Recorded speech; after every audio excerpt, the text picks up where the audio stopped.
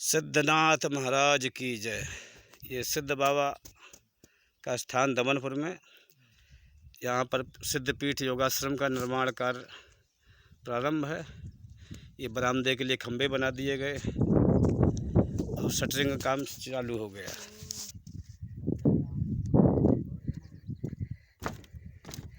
अभी हमने गांव से चंदा किया था।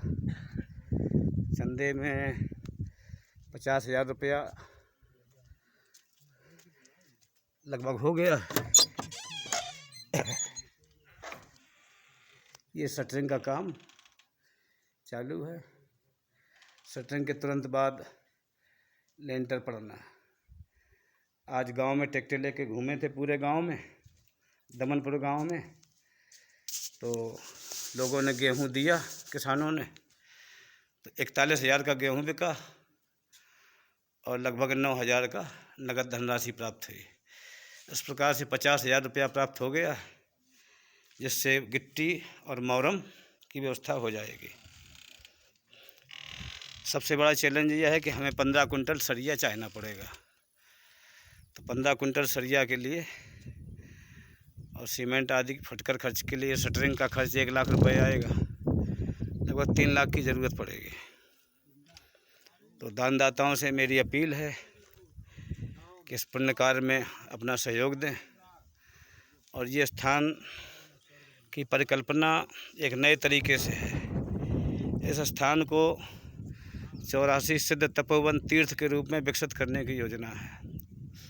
इसके लिए हम और बड़े दानदाताओं के पास जाएंगे, सरकार के पास भी जाएंगे, उनकी योजनाओं में कुछ ऐसा हो तीर्थ क्षेत्र के विकास के लिए। ये बुंदेलखंड का पावन तीर्थ है। ये व्यास भूमि मदारपुर कालपी से लेकर कृष्णदा तक का जंगल है और ये दमनपुर गांव कानपुर देहात में पड़ता है। इसके ग्राम समाज के अंतर्गत 2274 बीघा बीहड़ पट्टी का क्षेत्र है। और ऐसा बीहड़ मुझे नहीं लगता है कि और कहीं पर हो जो गंगा जमुना के किनारे पे हो। इस हिसाब से ये एक तीर्थ स्थान है और यहाँ पे तपस्वियों की तपोभूमि है। यहाँ पे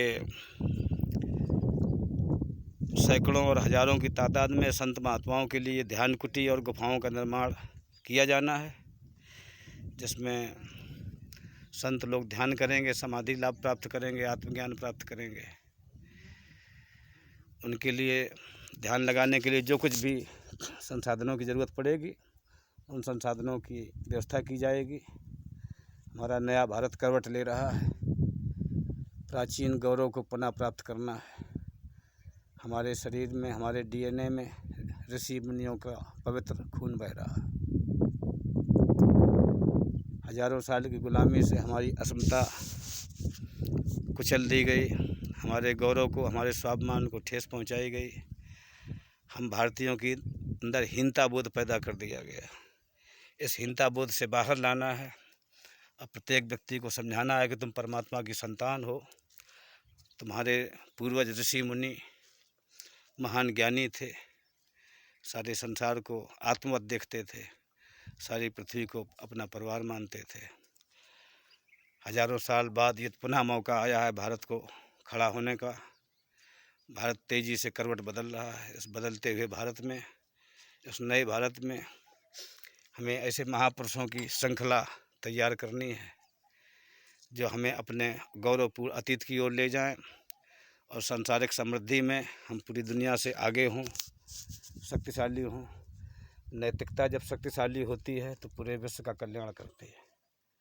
इसलिए इस नैतिक भारत को, इस विचारधारा को, इस हिंदुत्व की विचारधारा को पुनः प्रतिष्ठित करना है। इस भारत माता को अपने उच्च आसन पर पुनः आसीन करवाना है।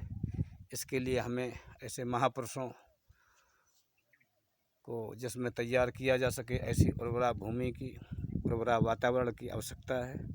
इसी को देखते हुए यहाँ पर इस आश्रम की स्थापना की गई है।